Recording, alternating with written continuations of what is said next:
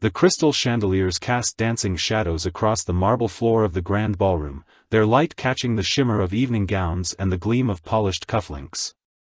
The annual Metropolitan Children's Foundation Gala was in full swing, with Seattle's most distinguished citizens mingling beneath oil paintings worth more than most people's homes. The air hummed with practiced conversation and the gentle clink of champagne glasses, punctuated by bursts of refined laughter. Dr. Sarah Chen adjusted her emerald silk dress and checked her watch nervously. She had arrived early, wanting to ensure everything was perfect for tonight. As the Foundation's lead pediatric researcher, she understood the importance of this evening. The funds raised would determine whether her groundbreaking treatment program could continue for another year. More importantly, it would decide the fate of dozens of children who desperately needed hope. She scanned the entrance, watching as Seattle's elite arrived in their designer gowns and tailored tuxedos. The Hendersons swept in first, their diamond jewelry catching the light like small stars. Behind them came the Washingtons, followed by tech moguls and real estate magnates whose names graced hospital wings and university buildings. Each arrival was announced with the subtle deference reserved for those whose checkbooks could change lives with a single signature. Sarah's phone buzzed with a text message. "Running 5 minutes late. Don't worry. Everything will be fine." She smiled at the simple words, knowing the man who sent them had no idea what awaited him tonight. She had asked him to accompany her on impulse, moved by something she couldn't quite name. Perhaps it was the way he listened when she talked about her work, or how his eyes lit up when she mentioned the children they were trying to help. Whatever it was, she knew she wanted him here beside her. The ballroom continued to fill with the city's most prominent citizens. Margaret Sinclair, the mayor's wife, held court near the auction display, her voice carrying across the room as she discussed her latest charitable endeavor. Richard Blackwood, the real estate titan, stood with a cluster of fellow businessmen, their conversation punctuated by knowing nods and strategic glances. The atmosphere was thick with the kind of casual authority that came from generational wealth and social position. Sarah found herself thinking about the contrast between this glittering world and the sterile hospital corridors where she spent her days. There, status meant nothing. A child's fever didn't care about stock portfolios or family pedigrees. Pain didn't discriminate based on social standing. Yet here, in this beautiful ballroom, such distinctions seemed to matter more than anything else. The grand entrance doors opened again, and Sarah's breath caught. There he was, moving through the doorway with the quiet confidence she had come to admire. James Morrison looked exactly as she had expected, exactly as she had hoped. His dark suit was clearly not from this season, perhaps not even from this decade. The fabric showed the telltale signs of careful maintenance rather than frequent replacement. His tie was perfectly knotted, his shoes polished to a mirror shine despite their obvious age. He had taken great care with his appearance, and the result was a man who looked dignified despite his obviously modest means.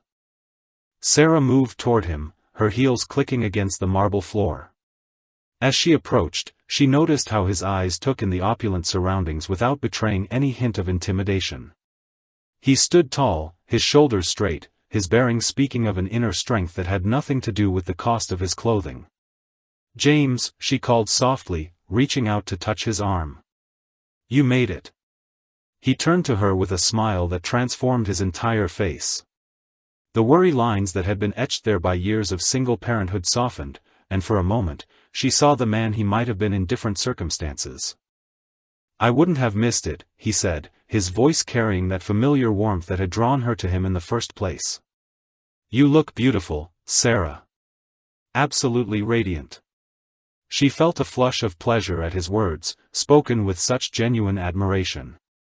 "Thank you," she replied, linking her arm through his. "Are you ready for this?" "As ready as I'll ever be," he answered, though she caught the slight tension in his voice.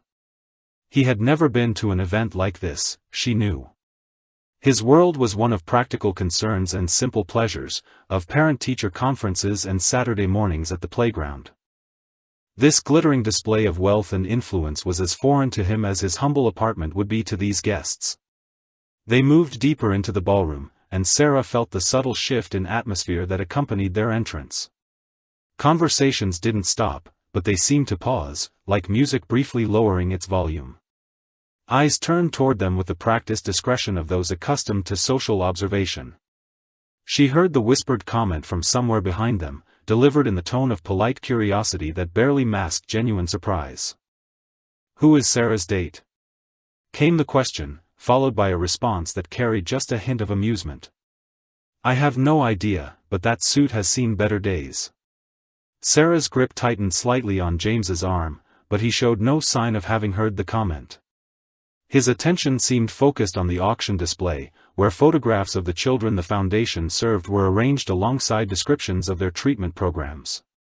She watched his face as he studied each image, noting the way his expression softened when he looked at a picture of a little girl with bright eyes and a brave smile. "She reminds me of Emma," he said quietly, and Sarah knew he was thinking of his own daughter. The 7-year-old who was probably already asleep in her small bedroom, her homework completed and her school clothes laid out for tomorrow. Emma Morrison, who had never known the luxury of events like this but who possessed a wealth of love and security that many of these privileged children might never experience. Margaret Sinclair approached them with the measured steps of someone accustomed to social navigation. "Sarah, darling," she said, her voice carrying the practiced warmth of political training. "How wonderful to see you here tonight. And this must be your guest." Sarah felt James straighten beside her, his natural courtesy rising to meet the social challenge. "Margaret," she said, "I'd like you to meet James Morrison." "James, this is Margaret Sinclair." James extended his hand with quiet dignity. "Mrs. Sinclair, it's a pleasure to meet you. Sarah has told me about your work with the foundation." Margaret's smile remained perfectly in place, but Sarah caught the quick assessment in her eyes as she took in James's appearance. "How lovely," she replied. "And what is it that you do, Mr. Morrison?" The question hung in the air like a challenge, delivered with the subtle emphasis that suggested Margaret already suspected the answer would be disappointingly ordinary. Sarah felt her protective instincts stir, but James answered with unruffled composure. "I work in maintenance," he said simply. "At the university." The pause that followed was brief but significant. Margaret's smile became a degree more fixed, her nod a fraction more measured. "How interesting," she said, the words carrying just enough politeness to avoid outright rudeness. "Well, I must circulate, but it was lovely meeting you both." As Margaret moved away, Sarah caught the meaningful glance she exchanged with another guest, a look that spoke volumes about social hierarchies and appropriate pairings.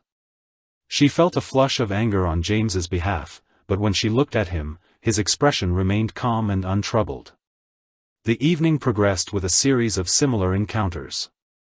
Each introduction brought the same polite interest followed by the same subtle disappointment when James's profession was revealed. The reactions were never overtly rude, but they carried an unmistakable message about social boundaries and expectations. Sarah watched as doors closed with elegant discretion, as conversations grew shorter and less engaging, as the invisible barriers of class and status erected themselves around them. "Where in the world are you watching from tonight?" Sarah wondered if anyone else could see what she saw when she looked at James. Could they see the intelligence in his eyes, the depth of character in his quiet responses? Could they recognize the strength it took to raise a daughter alone while working a job that barely covered their expenses? Or were they too blinded by surface appearances to see the man beneath? The answer came soon enough, delivered in whispered comments that weren't quite as discreet as their speakers imagined. "Sarah has such a generous heart," came one observation, but really, what could she possibly have in common with him? Another voice added its own assessment with devastating precision. "I suppose it's admirable that she's trying to do some sort of charity work, but bringing him here seems a bit much, don't you think?" James continued to move through the crowd with quiet grace, his responses to questions thoughtful and measured. When someone asked about his work, he spoke about the university with genuine pride, describing the campus as if it were a place of great beauty and importance. When conversation turned to the Foundation's mission, his questions were insightful and his interest clearly genuine. Yet none of this seemed to matter to the assembled guests, who had already categorized him based on his clothing and profession. Sarah found herself growing increasingly protective as the evening wore on. She watched James navigate the social minefield with a dignity that put his critics to shame, yet she could see the subtle signs of strain around his eyes. This wasn't his world, and while he was handling it with remarkable grace, she knew it was taking its toll. As they moved toward the dinner seating area, Sarah overheard a conversation that made her blood run cold. The speakers were standing near the bar, their voices carrying just far enough to be heard by those around them. "I don't understand what Sarah is thinking," said a woman in a sapphire blue gown. "She's such a brilliant researcher, and her work is so important. Why would she jeopardize her professional reputation by bringing someone so clearly inappropriate?" Her companion, a man in an expensive tuxedo, nodded in agreement. "It's almost insulting to the other guests," he replied. "We're all here to support the foundation, and she brings her maintenance worker boyfriend like some sort of statement. It's just not appropriate for an event of this caliber." Sarah felt her face burn with indignation, but before she could respond, James placed a gentle hand on her arm. "It's all right," he said quietly, his voice carrying a strength that surprised her. "They're not wrong about one thing. I don't belong in their world. But you belong in mine," she whispered back, her voice fierce with conviction. "And that's all that matters." The dinner bell chimed softly, its crystal tone cutting through the cocktail chatter as guests began moving toward their assigned tables. Sarah found their seats near the center of the ballroom, close enough to the stage to hear every word of the evening's presentations, yet far enough from the head table to signal their place in the social hierarchy. The seating arrangement spoke volumes about how the event organizers viewed her guest.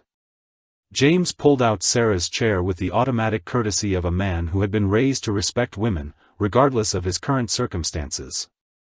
The simple gesture caught the attention of several nearby guests, who seemed surprised by his natural grace.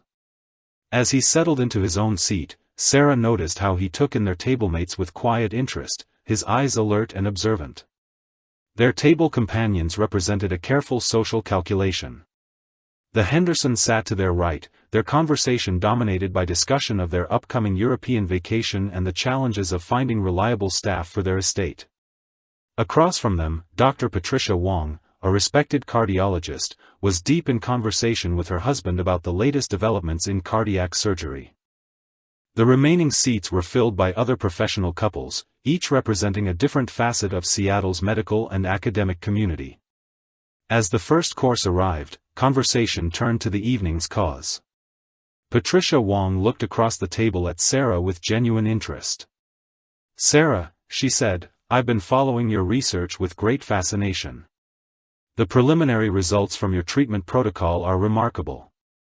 Sarah felt a flush of pride at the recognition. "Thank you, Patricia. We're hopeful that tonight's fundraising will allow us to expand the program to more children. Every case we can take represents a family that doesn't have to face an impossible choice." James listened intently as Sarah described her work, his attention focused completely on her words. When she mentioned the financial challenges facing families with critically ill children, his expression grew thoughtful. Sarah noticed how he absorbed every detail, asking questions that showed he understood both the medical complexities and the human cost of the decisions involved. The conversation might have continued in this vein, but Margaret Sinclair chose that moment to visit their table. She approached with her practiced smile, her presence immediately commanding attention from all the guests. "How is everyone enjoying the evening?" she asked, her voice carrying the warm authority of a practiced hostess. "I do hope you're all finding the presentations as inspiring as I am." The table responded with the appropriate murmurs of appreciation, but Margaret's attention seemed focused on James. "Mr. Morrison," she said, her tone carrying just a hint of challenge, "I'm curious about your thoughts on tonight's cause. As someone who works with children every day, you must have some insights to share." The question was clearly intended to put James on the spot, to highlight his lack of formal connection to the medical world that dominated the evening's focus. Sarah felt her protective instincts flare, but James answered with quiet confidence. I think any parent would tell you that watching a child suffer is the most helpless feeling in the world, he said, his voice carrying a weight of personal experience that made several people at the table look up from their plates. When you can't fix what's wrong, when all your love and determination isn't enough, you realize how precious programs like Dr. Chen's really are. The response was so heartfelt, so genuine, that it created a moment of silence at the table. Margaret's smile became slightly more fixed, as if she hadn't expected such an articulate answer. But before anyone could respond, she moved on to safer ground. And your daughter, she continued, her voice taking on a tone of studied interest, she must be proud of her father's work at the university. James's face softened at the mention of Emma. She is, he said simply. She loves hearing about the buildings I help maintain, the students I meet. She says I'm helping to keep knowledge safe. The words were spoken with such quiet pride that Sarah felt her heart contract. This was a man who found dignity in his work, who saw purpose in what others might dismiss as menial labor. Yet she could see that his response only confirmed Margaret's preconceptions about his place in the social order. How lovely, Margaret replied, her tone suggesting the conversation was now concluded. Well, I must continue my rounds, but please enjoy the rest of your evening. As Margaret moved away, Sarah caught the meaningful glance she exchanged with Mrs. Henderson, a look that spoke volumes about social appropriateness and charitable boundaries. The message was clear: Sarah's choice of companion was being noted and judged by the very people whose support the foundation needed most. The main course arrived with the kind of presentation that turned dining into performance art. James handled his utensils with easy competence, his table manners reflecting a upbringing that had valued propriety even in modest circumstances. Yet Sarah noticed how the conversation around them began to shift, becoming more exclusive, more focused on experiences and references that deliberately excluded those from different backgrounds. Dr. Wong's husband began discussing their recent sabbatical in Switzerland, describing research facilities and academic conferences with the casual assumption that everyone at the table would understand the significance of such opportunities. The Hendersons joined in with stories of their own international travels, their voices carrying the easy confidence of people who had never questioned their right to such experiences. James listened politely, contributing when directly addressed, but Sarah could see him withdrawing slightly into himself. This wasn't intentional rudeness, she realized, but something perhaps more damaging, the unconscious assumption that his experiences and perspectives were simply not relevant to the conversation. The evening's featured speaker was introduced with great fanfare. Dr. Elizabeth Morrison, no relation to James despite the shared surname, was a renowned pediatric surgeon whose innovations had saved countless lives. As she spoke about the intersection of medical excellence and charitable giving, Sarah noticed how James's attention sharpened, his focus becoming intense in a way that seemed almost professional. When Dr. Morrison described a particularly complex case involving a child with multiple organ complications, James leaned forward slightly, his expression showing the kind of engaged understanding that suggested deep familiarity with medical terminology and procedures. Sarah found herself wondering, not for the first time, about the depths of knowledge her quiet companion possessed. As the presentation concluded, the table erupted in polite applause. Patricia Wong turned to James with what seemed like genuine curiosity. You seemed very engaged by Dr. Morrison's presentation, she observed. Do you have experience with medical situations? James hesitated for just a moment, a flicker of something unreadable crossing his features. I've spent some time in hospitals, he said finally. You learn to pay attention when someone's talking about saving lives. The response was carefully neutral, revealing nothing while acknowledging the question. Sarah sensed there was more to the story, but James had clearly chosen not to elaborate. His privacy was being respected, but she could see that his reticence was being interpreted as limitation rather than discretion. The evening moved toward its climactic auction, with items ranging from vacation packages to artwork to exclusive experiences. As the bidding began, Sarah watched the casual display of wealth around their table. Thousands of dollars were pledged with the same ease that most people might order coffee, each bid representing resources that could transform lives. What time is it where you are right now? Sarah found herself wondering about the families who would benefit from tonight's generosity, children lying in hospital beds whose parents were watching the clock and praying for miracles. The contrast between this glittering ballroom and those sterile hospital rooms seemed almost surreal. James observed the auction with quiet interest, his expression thoughtful as he watched the interplay of charity and social positioning. When a particularly expensive item came up for bid, he leaned over to Sarah with an observation that showed his understanding of the dynamics at play. "It's not really about the items, is it?" he said quietly. "It's about being seen to care, about maintaining position while doing good." His insight was so accurate, so perceptive, that Sarah felt a surge of pride in his understanding. Yet she also knew that such observations would not be welcomed by their tablemates, who preferred to see their charity as pure altruism rather than complex social performance. As the evening drew toward its close, Sarah realized that James had navigated the entire event with remarkable grace, maintaining his dignity despite subtle slights and obvious exclusions. He had been tested, judged, and found wanting by standards that had nothing to do with his character or worth. Yet he had never once responded with anger or defensiveness, never allowed the condescension of others to diminish his own sense of self-worth. The final auction item was announced with special fanfare, and Sarah felt a shift in the room's energy that suggested the evening's true climax was about to begin. The final auction item was unveiled with theatrical precision.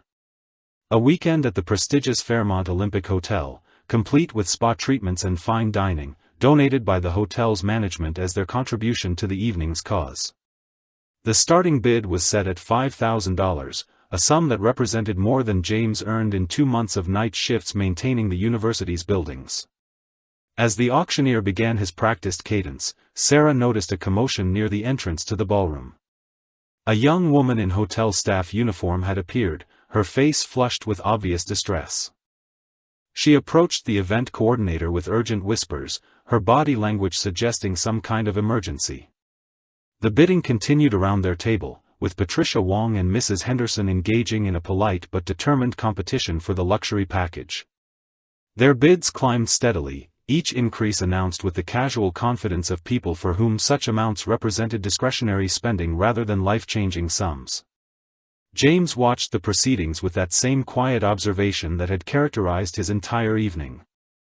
His attention, however, seemed drawn to the distressed hotel employee, who was now speaking with increasing urgency to Margaret Sinclair. Sarah followed his gaze and noticed the growing concern on Margaret's face as she listened to whatever crisis was unfolding. The bidding reached $8,000 when Margaret Sinclair stepped forward to the microphone, her composure slightly shaken despite her best efforts to maintain her hostess' smile. "Ladies and gentlemen," she announced, her voice carrying just a hint of strain, "I'm afraid we have a small emergency that requires our immediate attention." The ballroom fell silent, the auctioneer's gavel suspended in midair as all attention focused on Margaret's announcement. She glanced toward the hotel employee before continuing, clearly reluctant to deliver whatever news she had received. "It appears that one of our guests has suffered a medical emergency in the hotel lobby," she said, her words carefully measured. "The paramedics have been called, but they're delayed due to a traffic accident on the interstate. The hotel staff is requesting any medical professionals present to assist until emergency services arrive." A murmur rippled through the crowd as guests turned to identify the doctors in attendance. Patricia Wong immediately stood, her expression shifting from social pleasantness to professional concern. "I'm a cardiologist," she announced. "Where is the patient?" "Dr. Chen, you're needed as well," Margaret continued, gesturing toward Sarah. "The patient appears to be a child, approximately 7 years old. The family was attending a different event in the hotel when the child collapsed." Sarah felt her blood run cold at the mention of a child in distress. Her research focused on pediatric cases, and she understood better than most how quickly a medical emergency could turn critical in a young patient. She stood immediately, her evening gown suddenly feeling absurdly inappropriate for the situation at hand. "I'll come with you," she said, already moving toward the exit. As she turned back to tell James she would return as soon as possible, she was surprised to see him rising from his chair as well. "I'd like to help if I can," he said quietly, his voice carrying a new quality that Sarah had never heard before. It was the voice of someone accustomed to making decisions under pressure, someone who had faced crises and responded with competence. Margaret Sinclair looked at him with barely concealed skepticism. "Mr. Morrison," she said, her tone suggesting gentle but firm dismissal, "this is really a matter for medical professionals. Perhaps it would be better if you remained here." The words hung in the air like a challenge, their implication clear to everyone within hearing distance. James was being relegated to his perceived place in the social hierarchy, dismissed as irrelevant to a situation requiring expertise and authority. Sarah felt a flash of anger at the casual dismissal, but James's response surprised her. "I understand your concern," he said, his voice remaining calm and measured, "but sometimes an extra pair of hands can make a difference. I've had some experience with emergency situations." There was something in his tone, a quiet authority that seemed to cut through Margaret's objections. Before she could respond further, Patricia Wong intervened with characteristic medical pragmatism. "Anyone willing to help is welcome," she said briskly. "We can sort out roles when we assess the situation. Right now, every second counts." The group moved quickly through the ballroom toward the hotel lobby, their formal attire creating an incongruous parade of evening wear rushing toward a medical emergency. As they walked, Sarah noticed how James's entire demeanor had shifted. Gone was the quiet deference that had characterized his behavior throughout the evening. In its place was a focused intensity that spoke of familiarity with high-stakes situations. The hotel lobby revealed a scene of controlled chaos. A small girl lay unconscious on one of the ornate couches, her skin pale and clammy, her breathing shallow and irregular. Her parents knelt beside her, their faces etched with the particular terror that comes from watching a child in distress. Hotel staff hovered nearby, clearly wanting to help but uncertain how to proceed. Patricia Wong immediately moved to assess the child's vital signs, her professional training taking over as she checked pulse and breathing. Sarah knelt beside the girl's parents, her voice gentle but urgent as she gathered information about symptoms and medical history. James stood back initially, observing the scene with the careful attention of someone processing multiple variables simultaneously. When Patricia looked up from her examination, her expression was grave. "Her pulse is weak and irregular," she announced. "Breathing is labored." Without knowing her medical history, it's difficult to determine the exact cause, but she needs immediate intervention. The child's mother, tears streaming down her face, managed to provide crucial information through her sobs. "She has a rare heart condition," she said.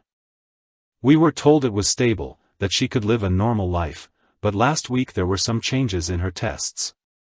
The doctors said to watch for signs of distress." Patricia's expression grew more concerned as she processed this information. A heart condition with recent changes could indicate any number of complications, each requiring different approaches. The wrong intervention could be as dangerous as no intervention at all. It was then that James stepped forward, his movement quiet but purposeful. "May I take a look?" he asked, his voice carrying a new quality that made everyone turn toward him. Patricia looked at him with surprise, clearly not expecting such a request from someone she had categorized as a maintenance worker. "I'm not sure that's appropriate," she began, but James was already kneeling beside the child, his hands moving with the practiced efficiency of someone who had done this many times before. His examination was swift but thorough, his fingers finding pulse points with automatic precision. He listened to her breathing with the kind of focused attention that spoke of extensive training, his eyes noting details that others might miss. "Based on her coloring and the pattern of her breathing," he said quietly, his voice carrying the authority of certainty, "I believe she's experiencing a specific type of arrhythmia that can occur with her condition. The intervention is straightforward, but it needs to be done correctly and immediately." Patricia stared at him in amazement, her professional skepticism warring with the evidence of his obvious competence. "Who are you?" she asked, her voice barely above a whisper. James looked up at her, his eyes meeting hers with steady confidence. "Right now," he said simply, "I'm someone who can help this child. Are you willing to let me try?" The question hung in the air as Patricia wrestled with a decision that challenged everything she thought she knew about the quiet man in the worn suit. Around them, the hotel lobby had fallen silent except for the child's labored breathing and her parents' whispered prayers. Sarah watched the scene unfold with growing amazement, beginning to understand that everything she thought she knew about James Morrison was about to change forever. The silence in the hotel lobby stretched taut as Patricia Wong wrestled with her decision. Years of medical training warred with social conditioning as she looked at the man kneeling beside the unconscious child. Everything about the situation defied conventional logic. How could someone in maintenance clothing possess the kind of medical knowledge he was demonstrating? But the child's condition was deteriorating before their eyes. Her lips were taking on a bluish tinge that every medical professional recognized as a dangerous sign. Time was running out, and the paramedics were still nowhere to be seen. "What exactly are you proposing to do?"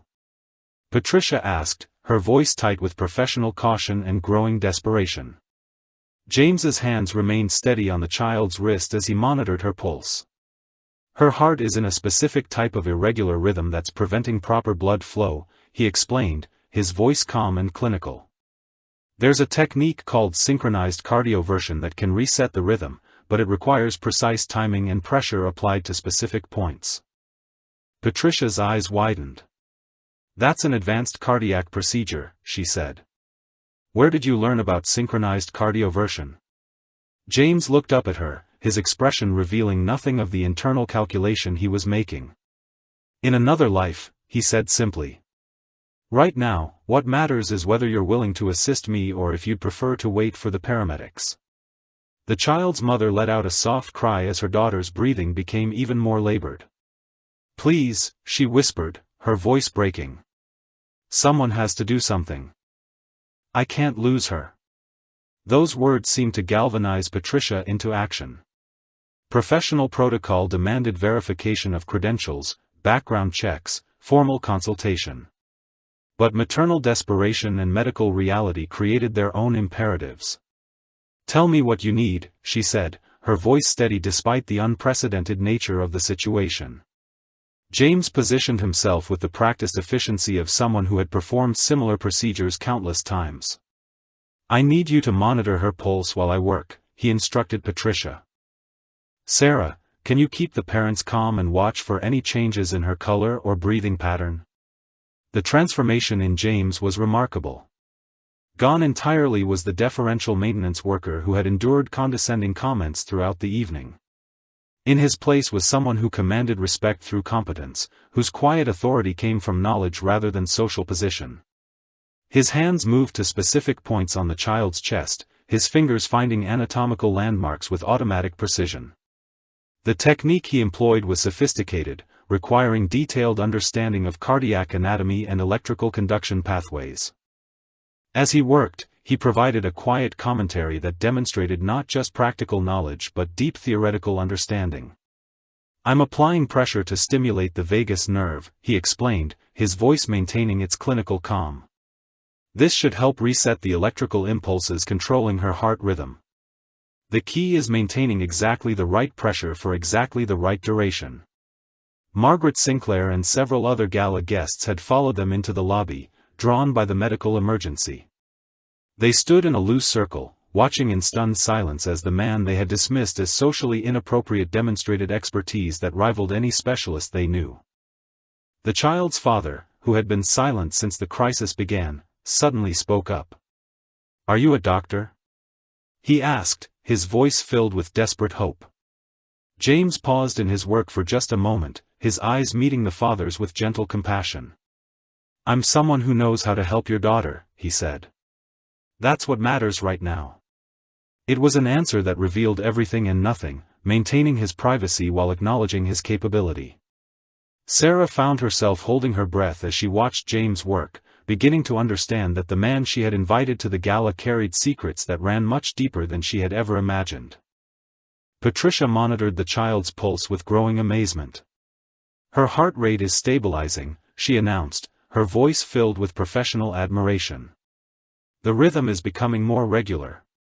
James continued his careful ministrations, his hands never wavering despite the pressure of performing under observation. As he worked, Sarah noticed details about him that she had somehow missed before.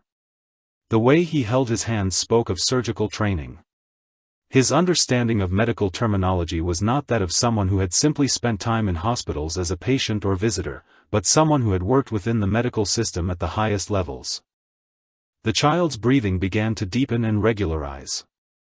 Color started returning to her cheeks as proper circulation was restored. Within minutes of James beginning his intervention, the improvement was obvious to everyone watching. "Her oxygen saturation is improving dramatically," Patricia reported, her voice filled with wonder.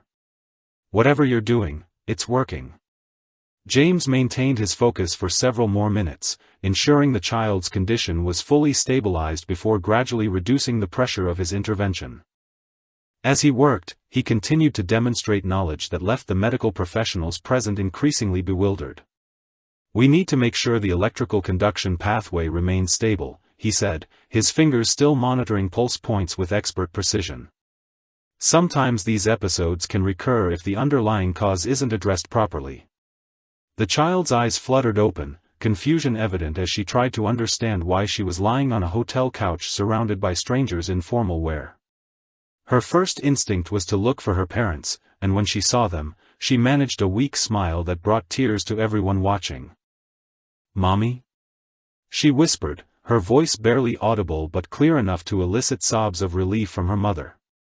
"I'm here, sweetheart," her mother replied, reaching out to stroke her daughter's hair. "You're going to be okay. This nice man helped you feel better."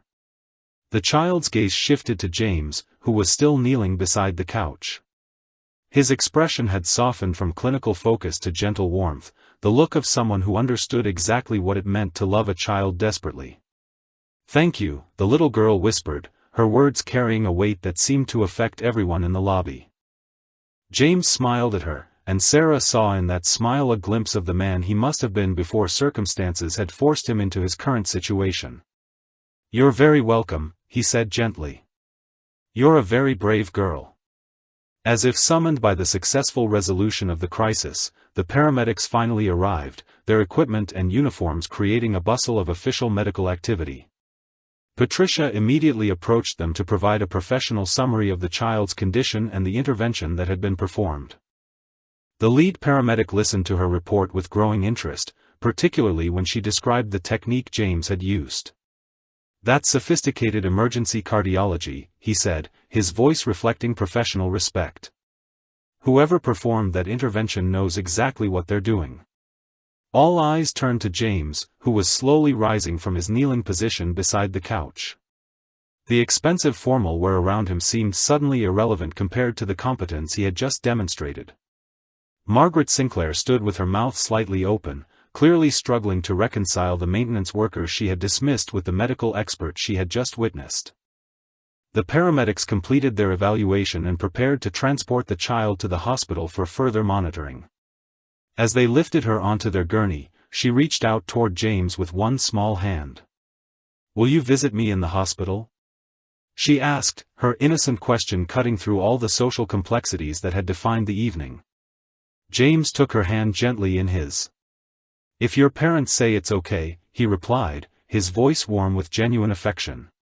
As the ambulance departed and the lobby began to empty, Sarah found herself standing beside a man she realized she had never truly known.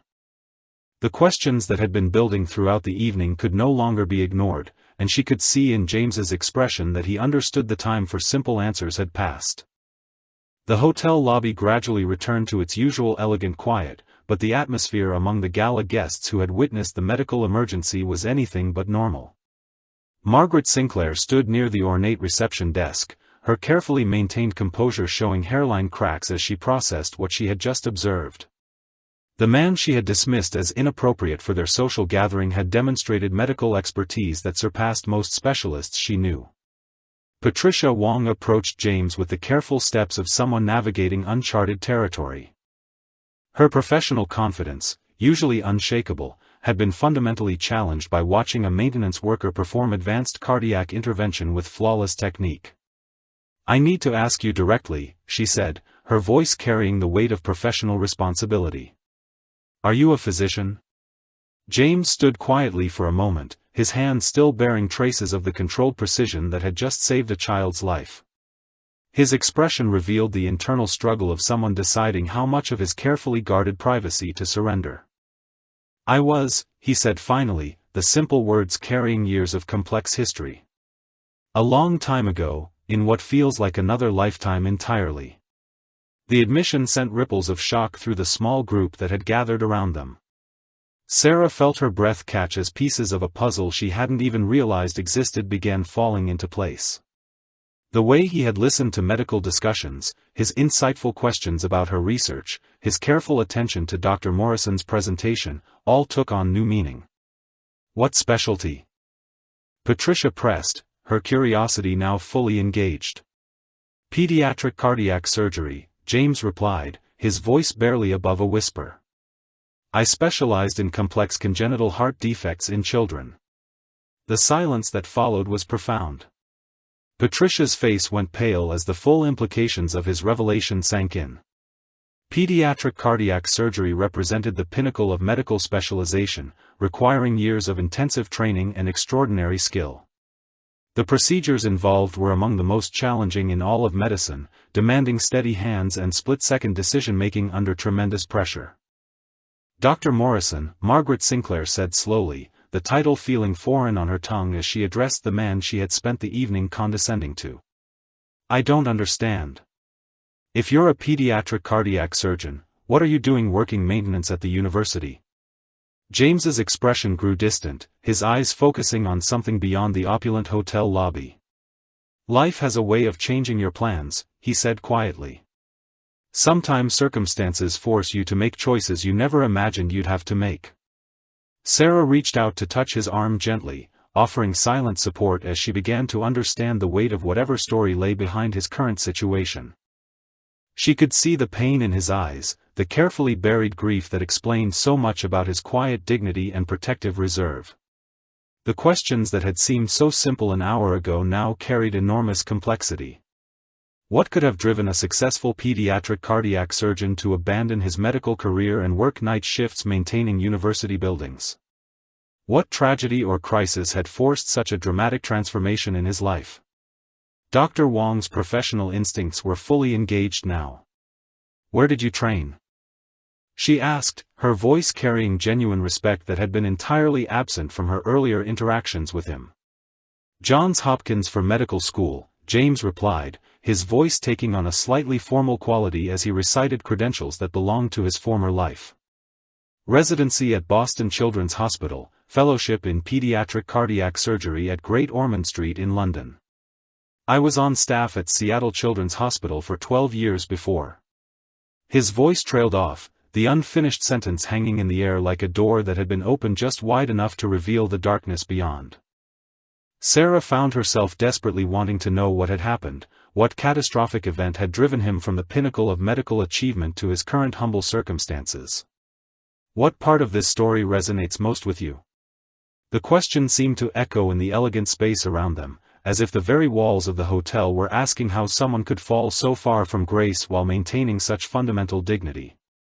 Margaret Sinclair was visibly struggling to reconcile her preconceptions with this new reality. "Dr. Morrison," she said, her voice uncertain, "I owe you an apology. We all do. The way we treated you tonight was inexcusable." James looked at her with gentle understanding rather than anger. "You treated me exactly as you saw me," he said simply. "A man in a worn suit who didn't belong in your world. You weren't wrong about that. But you do belong," Sarah said firmly, her voice fierce with conviction. "You belong anywhere that values skill and compassion and the ability to save lives. What happened tonight proves that." James turned to her with a smile that was both grateful and infinitely sad. "That man belongs in those places," he said quietly. "The man I used to be. But circumstances change people, Sarah. Sometimes irrevocably." The weight of his words settled over the group like a heavy blanket.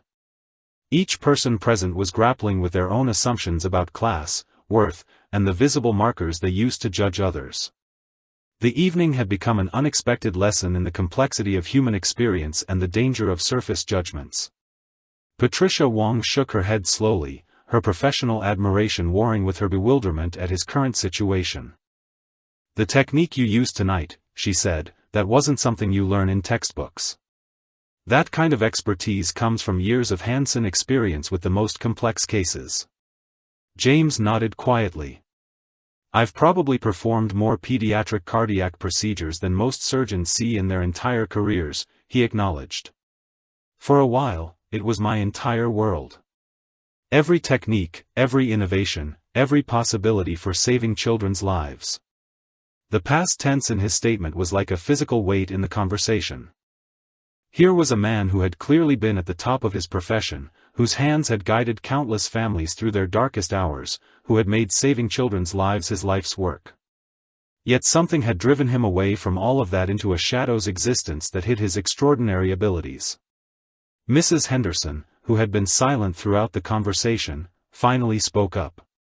"Dr. Morrison," she said, her voice carrying genuine remorse, "I spent this entire evening judging you based on your clothes and your job title.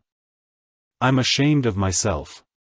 "You're not the first," James replied with quiet dignity, "and you won't be the last. We all make judgments based on what we can see. It's human nature." "But that's exactly the problem," Sarah interjected, her voice passionate with conviction. "We assume that what we can see tells us everything we need to know about a person. We miss the depth, the history, the complexity that makes someone who they really are." The small group stood in the elegant hotel lobby, each person processing the evening's revelations in their own way. The man they had dismissed as inappropriate had revealed himself to be someone whose medical expertise exceeded most of their own professional achievements. Yet rather than triumph, his demeanor suggested someone carrying a burden too heavy for easy resolution. James looked around at the faces surrounding him, seeing the mixture of respect, curiosity, and concern in their expressions. The secret he had guarded so carefully had been exposed, not through his choice but through circumstance and a child's desperate need. Now he would have to decide how much more of his story he was willing to reveal, and whether the truth would bring understanding or simply more questions he wasn't ready to answer. The return to the ballroom felt like entering a different world. The auction had concluded in their absence, and the remaining guests were engaged in the kind of leisurely conversation that marked the evening's wind down. Crystal glasses caught the chandelier light as couples prepared for the traditional closing waltz, their voices carrying the satisfied tone of a successful charitable evening. But for those who had witnessed the medical emergency, the atmosphere had irrevocably changed. Margaret Sinclair moved through the crowd with uncharacteristic distraction, her usual social grace replaced by visible uncertainty about how to process what she had learned. Patricia Wong stayed close to James and Sarah, her professional curiosity clearly warring with respect for his obvious desire for privacy. As they settled back at their table, the remaining dinner guests immediately sensed that something significant had occurred. Dr. Wong's husband noticed his wife's unusual demeanor first, his eyebrows raising in silent question at her altered expression. "Is the child going to be all right?" Mrs. Henderson asked, her voice carrying genuine concern that seemed to surprise even herself. "She'll be fine," James replied quietly.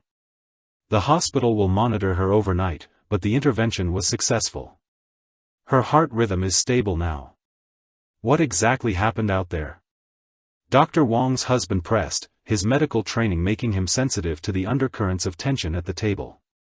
Patricia looked at James, clearly seeking permission before revealing what she had learned. When he nodded slightly, she took a deep breath before speaking. "Mr. Morrison saved that child's life using a technique that requires years of specialized training," she said slowly. "It turns out he's not just familiar with medical procedures. He's a pediatric cardiac surgeon." The words fell into the dinner conversation like stones into still water, creating ripples of shock that spread across the table. Faces that had shown polite disinterest throughout the evening suddenly focused on James with laser intensity. "A cardiac surgeon?" Dr. Wong's husband repeated, his voice barely concealing his amazement. "But I thought you said you worked in maintenance." "I do work in maintenance," James confirmed, his voice steady despite the obvious discomfort of being the center of attention. "That's my current job. Surgery was my former profession." The distinction he drew was careful and deliberate, acknowledging both realities without offering explanation for the transition between them. Sarah could see the questions building in everyone's eyes, the natural curiosity about how someone could move from the pinnacle of medical achievement to such a dramatically different life. Mrs. Henderson leaned forward, her diamond jewelry catching the light as she studied James with new eyes. "Dr. Morrison," she said, testing the title with obvious adjustment to her perception of him, "may I ask what brought about such a significant career change?" James was quiet for a long moment, his hands resting on the white tablecloth as he considered how much of his private pain to share with these relative strangers. Sarah could see the internal struggle playing out across his features, the careful calculation of someone who had learned to guard his emotional wounds carefully. "Sometimes life forces choices that have nothing to do with what you want," he said finally. "Sometimes protecting the people you love means sacrificing the things that matter most to you professionally." The answer was both deeply personal and deliberately vague, revealing the existence of sacrifice without explaining its nature. Sarah found herself thinking about Emma, James's 7-year-old daughter, and wondering what role she had played in her father's dramatic life change. Patricia Wong's medical training made her particularly sensitive to the human cost implied in James's words. "Medicine is a demanding profession," she said gently. "The hours, the pressure, the emotional toll, it can be especially difficult for single parents." James looked at her with gratitude for her understanding, but also with the kind of sadness that suggested the reality was far more complex than professional demands. "It wasn't the hours," he said quietly. "I loved surgery. I loved being able to fix what was broken, to give families hope when they had none. The problem wasn't with the work itself." He paused, his eyes focusing on something beyond the elegant ballroom, beyond the present moment entirely. Sarah could see him wrestling with memories that were still painful despite the passage of time. "The problem was that sometimes, no matter how skilled you are, no matter how much you care, you can't fix everything," he continued, his voice barely above a whisper. "And when the person you can't save is someone you love more than your own life, it changes everything about who you are and what you can do." The table fell into complete silence as the implication of his words sank in. Sarah felt her heart constrict as she began to understand the magnitude of the tragedy that had shaped James's current life. The loss of a patient was devastating for any surgeon, but the loss of someone personally connected to him would have been catastrophic.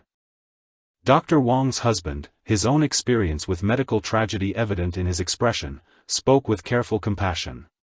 "You lost someone close to you during surgery?" James shook his head slowly. "Not during surgery," he said. "Because of surgery. Because of a choice I made based on my professional judgment. A choice that was medically sound but personally devastating." The weight of guilt in his voice was unmistakable, the burden of a decision that had haunted him despite its clinical correctness. Sarah found herself reaching out to touch his hand, offering whatever comfort she could provide in the face of such profound pain. "My wife," James said finally, the words seeming to cost him enormous effort to speak. "She had been born with a complex heart defect that had been successfully repaired in childhood. When she became pregnant with Emma, there were complications. Her heart couldn't handle the additional stress."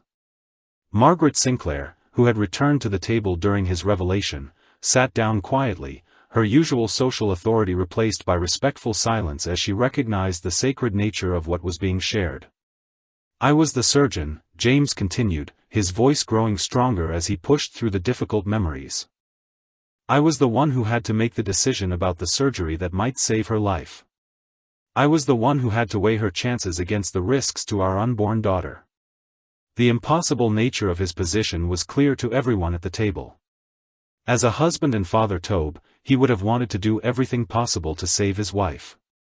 As a surgeon, he would have been bound by medical ethics and professional judgment to make the decision most likely to ensure the best possible outcome. "The surgery was successful," he said, his voice taking on a hollow quality. "Technically perfect. Her heart function improved dramatically. But there were complications during recovery, complications that no one could have predicted or prevented. She died 3 days later from an infection that developed despite every precaution we took.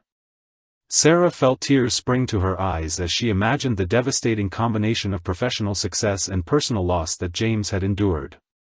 To lose his wife despite performing successful surgery would have been traumatic enough, but to carry the additional burden of having been the surgeon making the critical decisions would have been almost unbearable. Emma was born by emergency cesarean section during her mother's final hours, James continued. She was healthy, perfect, a miracle in the midst of tragedy. But I couldn't continue practicing surgery after that. Every time I stood in an operating room, every time I held a scalpel, I saw her face. I saw the choice I had made and its consequences. The revelation explained everything about James's current circumstances. His transition from renowned surgeon to maintenance worker wasn't about failure or lack of ability, but about trauma so profound that it had made continuing his medical career impossible. He had chosen Emma's security over his professional identity, taking whatever work he could find that would allow him to be present for his daughter while avoiding the triggers that made surgery unthinkable. Dr. Morrison, Patricia Wong said softly, her voice filled with professional and personal admiration, what you did tonight, saving that child, that took extraordinary courage given your history. James looked at her with tired honesty. I couldn't let another child suffer when I had the ability to help, he said simply. Some responsibilities transcend personal comfort or past trauma. That little girl needed help, and I was the only one present who could provide it. The silence that followed James's revelation was unlike any quiet that had filled the ballroom during the entire evening. It was a profound, respectful silence that acknowledged the sacred nature of the pain he had shared. Around the table, faces that had earlier shown dismissal or condescension now reflected a complex mixture of admiration, sorrow, and deep shame. Mrs. Henderson was the first to break the silence, her voice trembling with emotion that seemed to surprise even her. Dr. Morrison, she said, the formal title now carrying weight and respect rather than social calculation, I am so deeply sorry for your loss. And I am ashamed of how I treated you tonight. Her words opened a floodgate of similar expressions from around the table. Each person seemed compelled to acknowledge not just his tragedy, but their own failure to see beyond surface appearances. The elegant dinner setting became an impromptu confessional where Seattle's elite confronted their own prejudices and assumptions. Margaret Sinclair approached the table with visible difficulty, her usual social confidence replaced by genuine humility.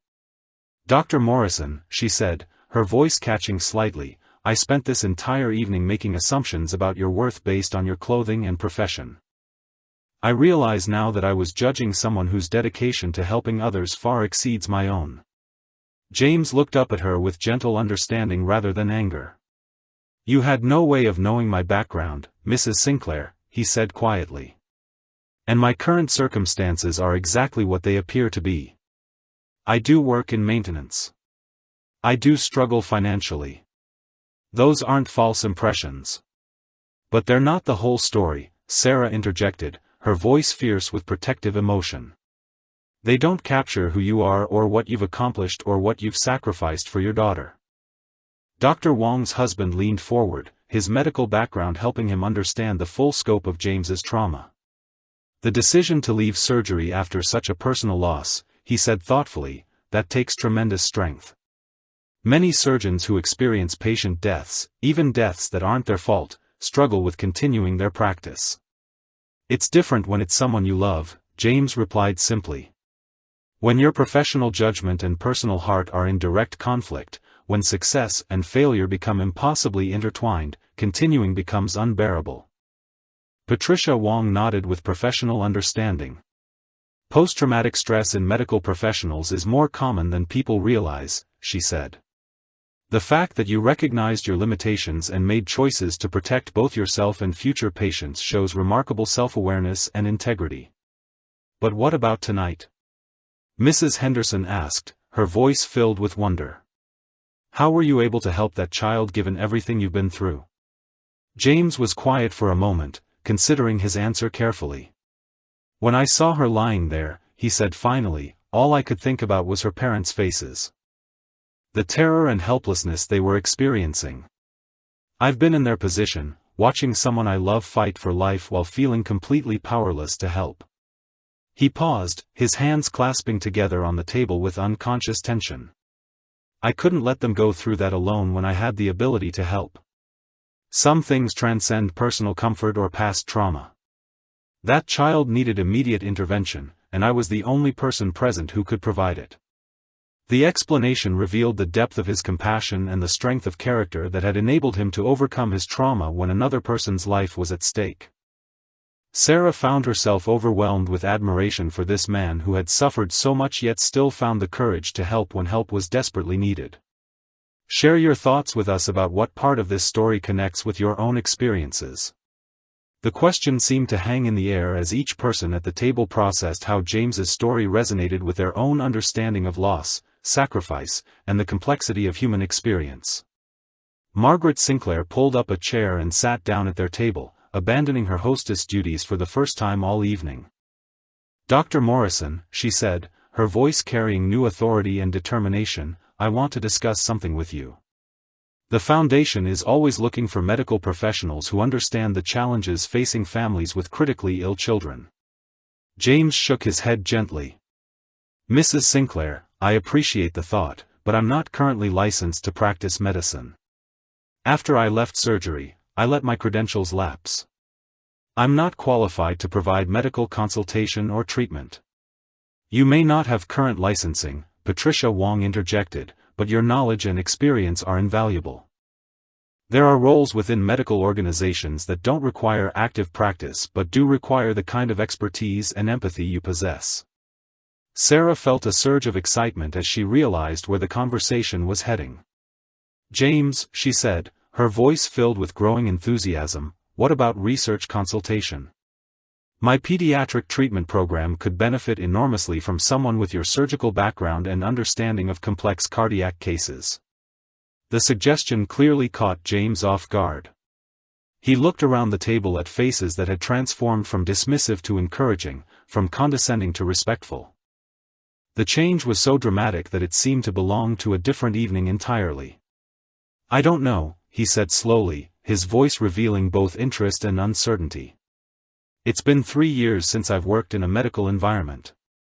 The field changes rapidly, new techniques, new research, new protocols.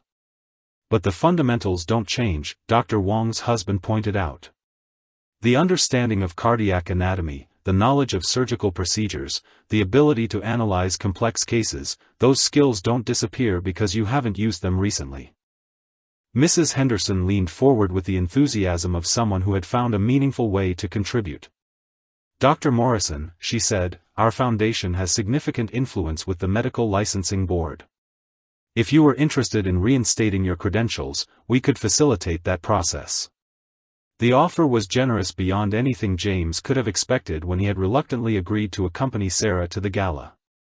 Here were people who hours earlier had dismissed him as inappropriate now offering to help restore the professional identity he had thought lost forever. "I need to think about this," James said carefully. "Emma is my first priority, and any decision I make has to be in her best interests. She's adjusted to our current life, and I won't do anything that might jeopardize her stability." "Of course," Sarah said quickly.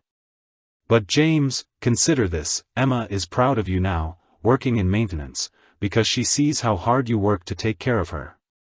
Imagine how proud she would be knowing that her father is helping other children the way you helped that little girl tonight." The suggestion clearly resonated with James, his expression showing the internal struggle between fear and hope, between the safety of his current limited existence and the possibility of reclaiming purpose he had thought lost forever. Margaret Sinclair stood up, her decision clearly made. "Dr. Morrison," she said with firm authority, "I'm going to make some calls this week. People need to know about what happened tonight, about who you are and what you're capable of. This community owes you more than an apology, we owe you the opportunity to use your gifts again."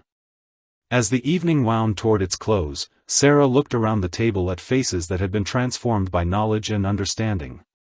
The man she had invited as her guest had revealed himself to be someone whose story would change how everyone present thought about judgment, worth, and the hidden depths of human experience. James sat quietly in the center of the attention, his worn suit no longer a symbol of his limitations but a testament to his priorities and sacrifices. The transformation in how others saw him was complete, but Sarah suspected that the more important transformation, his own healing and return to purpose, was just beginning. The ride home through Seattle's quiet streets felt surreal after the intensity of the evening's revelations. Sarah sat beside James in the taxi, stealing glances at his profile as he stared out at the city lights passing by. The silence between them was comfortable but charged with unspoken questions and possibilities that hadn't existed when they had left for the gala hours earlier. The man beside her was the same person who had carefully knotted his old tie and polished his worn shoes before picking her up, yet everything about him had fundamentally changed in her perception. The quiet dignity she had admired was now revealed as hard-won wisdom forged through unimaginable loss.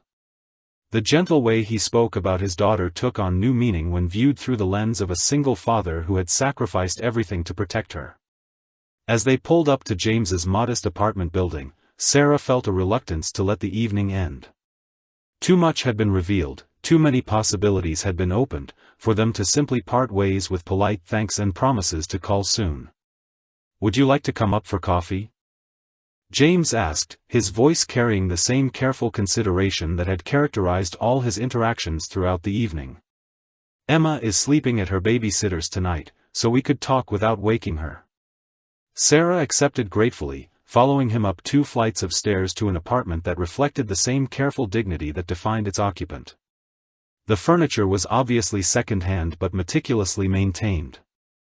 Children's artwork covered one wall, Emma's bright drawings bringing life and color to the modest space.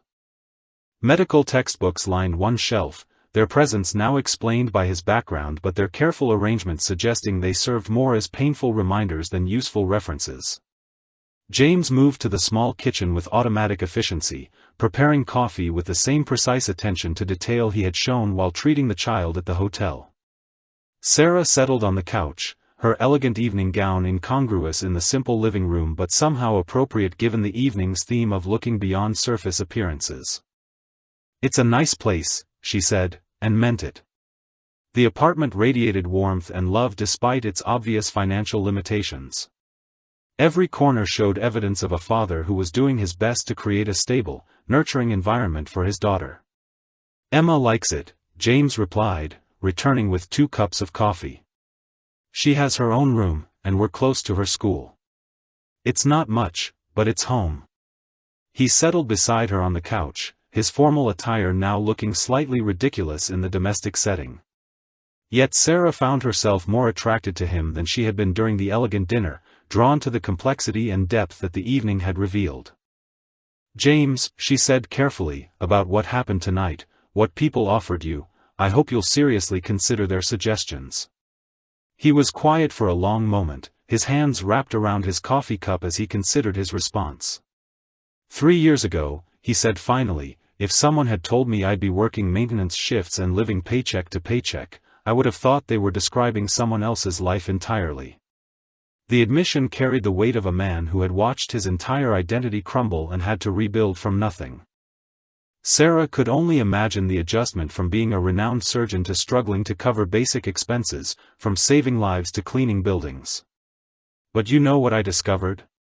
he continued, his voice growing stronger. "There's dignity in honest work, regardless of what that work is. The men I work with at the university, they're good people doing important jobs. They keep the institution running, keep the environment safe for learning and research.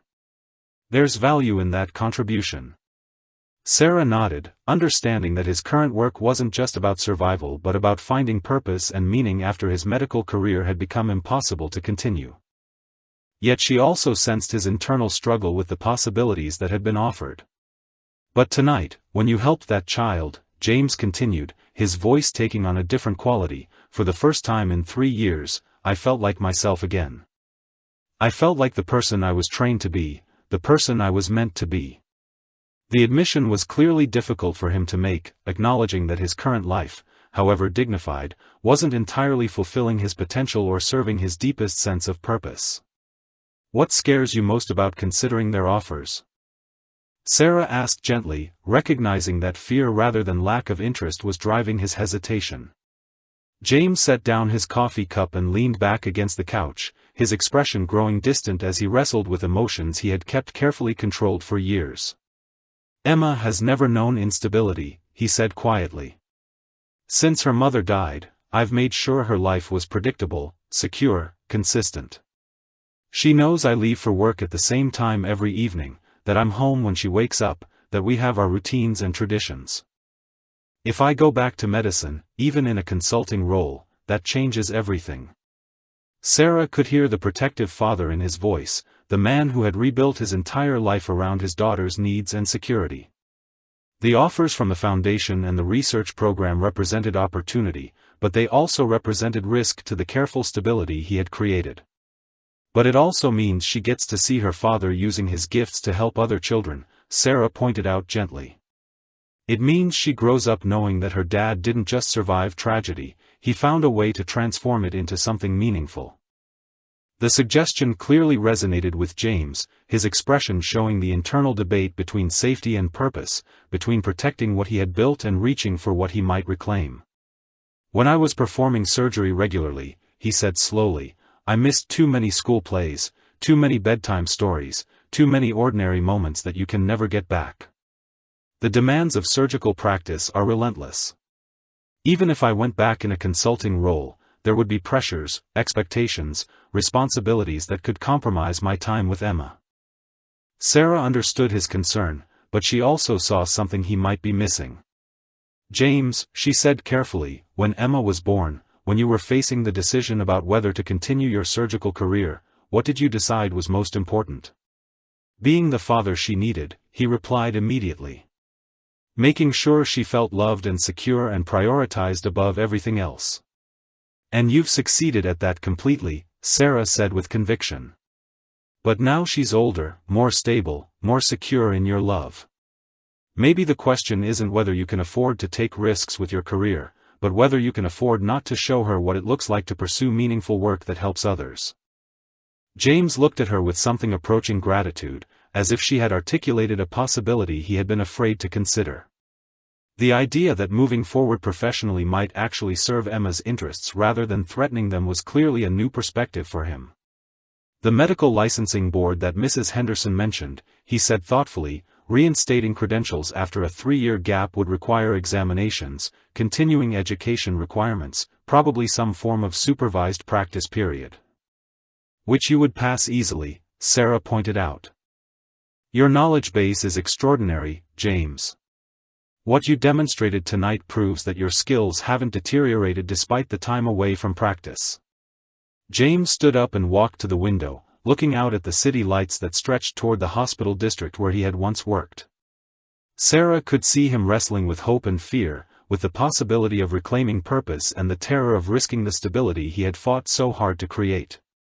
"If I did this," he said quietly, "if I seriously considered going back to medicine in some capacity, I'd want to do it right. Not just for myself, but for Emma. I'd want her to be proud of the choice, to understand that sometimes taking calculated risks is part of building a meaningful life." The statement revealed his decision even before he fully acknowledged it himself. Sarah felt a surge of excitement as she realized that the evening had set in motion changes that could transform not just James's professional life, but his understanding of what was possible for his future. "What would be your first step?" she asked, recognizing that he needed to think through the practical implications before committing to such a significant change. James turned back to her with the first truly hopeful expression she had seen from him all evening.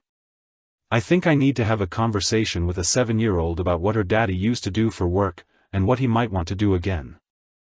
Saturday morning sunlight streamed through the small kitchen window as James prepared Emma's favorite breakfast of chocolate chip pancakes.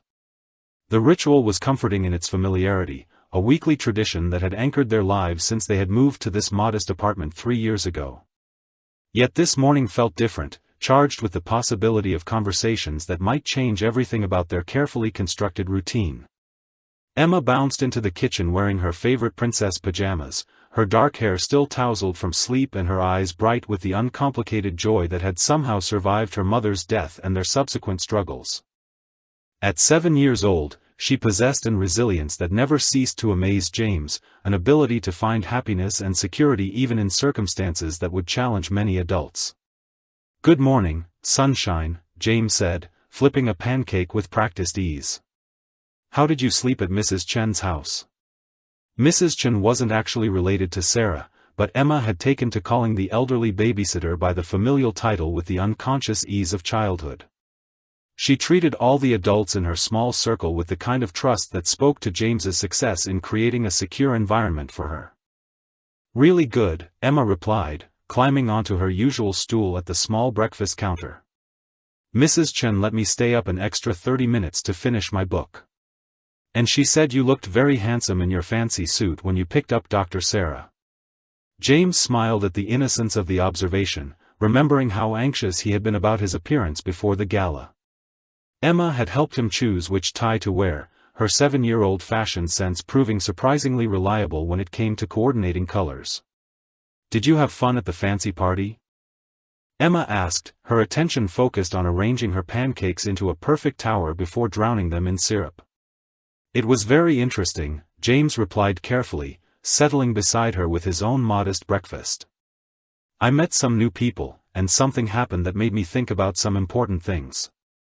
Emma looked up at him with the sharp attention that children reserved for conversations they sensed carried unusual weight. She had learned to read his moods with the precision that came from being his primary emotional focus, and something in his tone had clearly signaled that this wasn't just casual morning chatter. "What kind of important things?" she asked, her fork paused halfway to her mouth. James took a deep breath, knowing that this conversation would be crucial not just for his own decision-making but for Emma's understanding of their family's history and future possibilities. "Emma," he said gently, "you know that Daddy works at the university, helping to keep the buildings clean and safe for all the students and teachers, right?" She nodded solemnly, her expression showing the pride she had always taken in his work. She had visited the campus several times, marveling at the beautiful buildings and important research that happened there, understanding that her father played a role in maintaining that environment. "Well, before you were born, Daddy had a different job," James continued, his voice careful and measured. "I was a doctor who helped fix children's hearts when they were sick or broken." Emma's eyes widened with genuine surprise and excitement. "You were a doctor?" she asked, her voice filled with wonder. "Like the doctors at the hospital who take care of sick kids?" "Yes, exactly like that," James confirmed, feeling a familiar mixture of pride and pain at discussing his former profession. "I spent many years learning how to help children who had problems with their hearts, and I was able to help a lot of families whose kids were very sick." Emma processed this information with the serious consideration that children brought to important revelations. "Why don't you do that job anymore?" she asked, her question direct and uncomplicated in the way that only children could manage. James had dreaded this moment for 3 years, knowing that eventually Emma would be old enough to ask questions about their family's history that required honest answers. He had hoped to have more time to find the right words, the right approach to explaining loss and sacrifice in terms a child could understand. "When Mommy got sick before you were born," he said slowly, "Daddy tried to help her the same way I helped other children. But sometimes, even when doctors do everything right, people we love still die. After Mommy died, it became too sad for me to work as a doctor anymore." Emma set down her fork entirely, her breakfast forgotten as she absorbed the weight of what her father was telling her. James could see her young mind working to understand the connection between her mother's death and his career change, processing information that explained so much about their current life. "So you stopped being a doctor because it made you too sad?" she asked, her voice soft with understanding that seemed far beyond her years. "Yes," James confirmed. "Every time I tried to help other children, I would think about Mommy and how I couldn't save her. So I found a different job where I could still help people but in a way that didn't make me so sad." Emma nodded slowly, her expression showing acceptance of an explanation that made sense within her understanding of emotions and family loyalty. But then her face brightened with sudden curiosity. "But last night, something happened that made you think about being a doctor again?" she asked, her perceptiveness catching James off guard. James smiled at his daughter's insight, reminded once again of her remarkable ability to understand complex situations with startling clarity. "Last night, a little girl about your age got very sick at the party," he explained. "The doctors who were there didn't know how to help her, but I remembered how to fix the problem with her heart. So I helped her, and she got better." Emma's face lit up with pride and excitement that was so pure it took James's breath away. "You saved a little girl?" she asked, her voice filled with awe. "You were a hero like in the stories?" "I just did what I was trained to do," James replied, but Emma's enthusiasm was infectious despite his attempt at modesty. "Daddy," she said with the decisive authority that children brought to important conclusions, "if you can help sick kids feel better, then you should do that job again." The simple statement carried more weight than all the careful arguments and professional considerations that had been swirling through James's mind since the previous evening. Here was his daughter, the person whose well-being had driven every decision he had made for 3 years, telling him with absolute certainty that he should return to the work that had once defined his purpose. "But Emma," he said gently, "if Daddy goes back to being a doctor, it might mean some changes in our routine. I might have to work different hours sometimes, or travel for training. Would that be okay with you?" Emma considered this question with the same seriousness she brought to all important decisions. "Will you still make me pancakes on Saturday mornings?" she asked. "Always," James promised. "That's our special time together, and nothing would ever change that." "And will you still read me stories before bed?" "Every night that I'm home," he confirmed. "And when I have to be away, we'll read extra stories to make up for it." Emma smiled with the satisfaction of someone who had identified the truly important issues and found acceptable solutions. "Then yes," she said firmly. "You should go back to helping sick kids.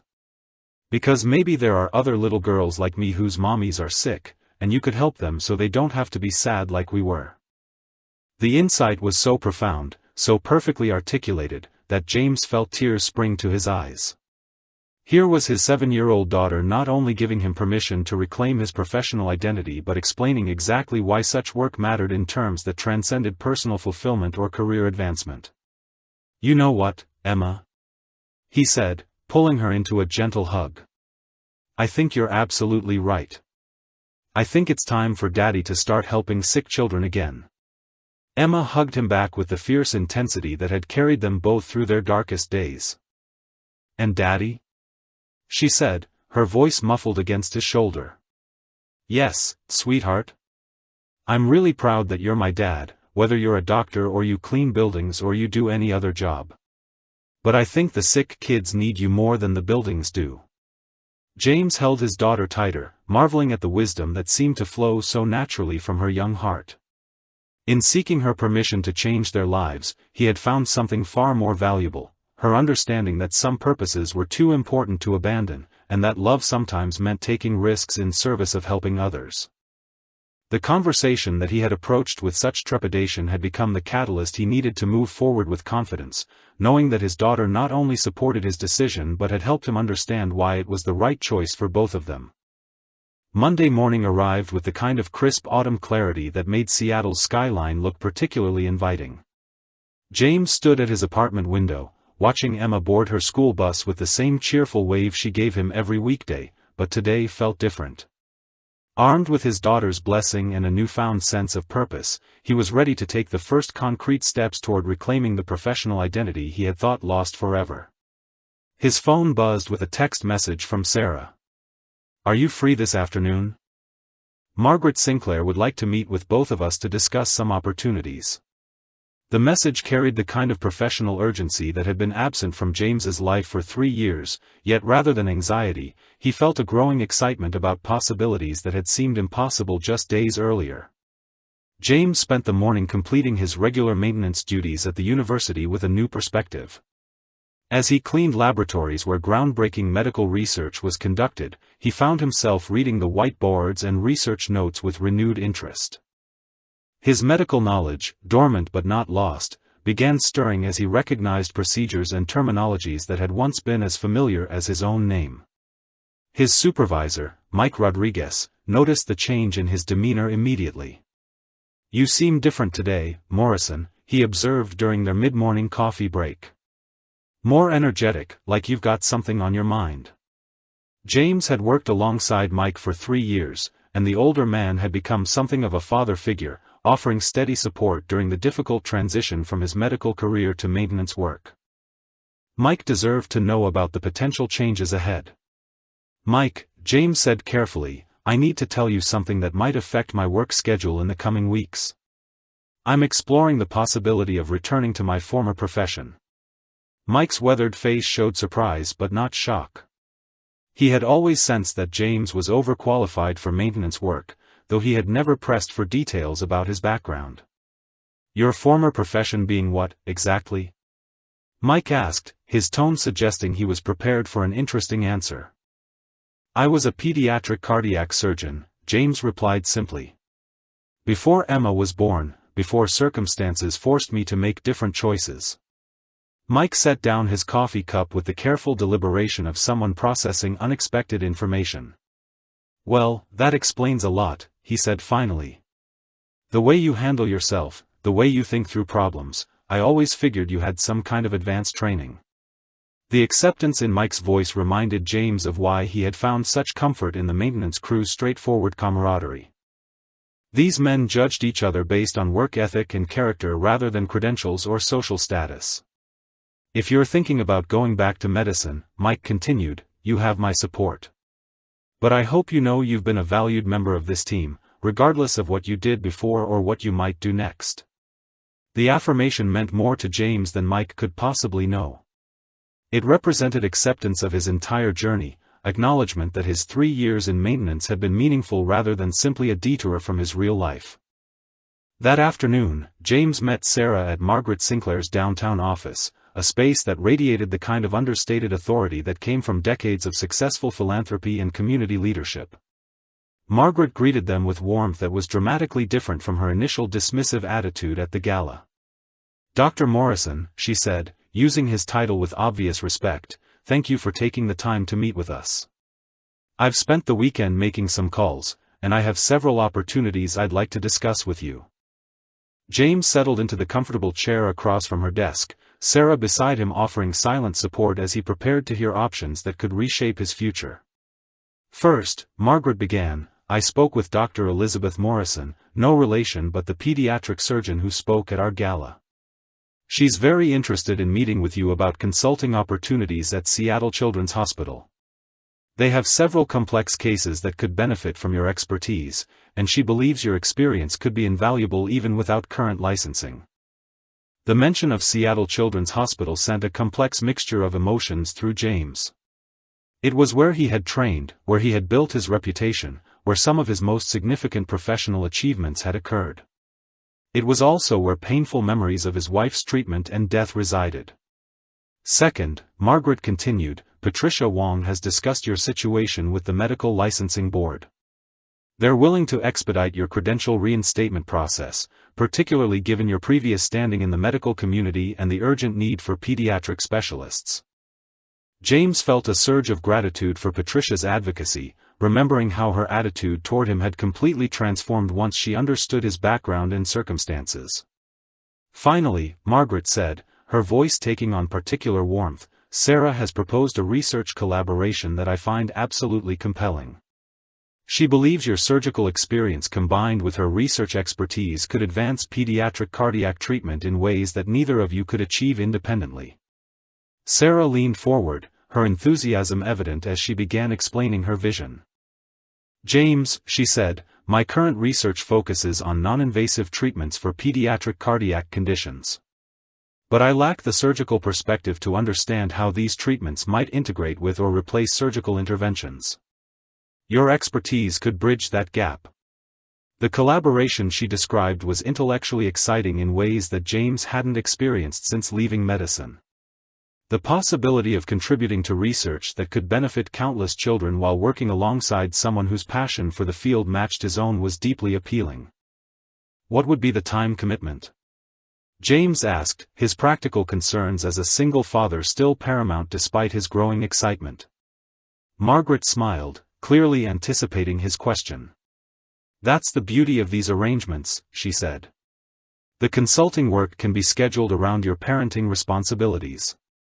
The research collaboration can be largely conducted on your own schedule. And the licensing reinstatement process, while intensive, is temporary. Sarah reached out to touch his arm gently. James, she said, we can structure everything to ensure that Emma remains your first priority. These opportunities are designed to enhance your life, not disrupt the stability you've built.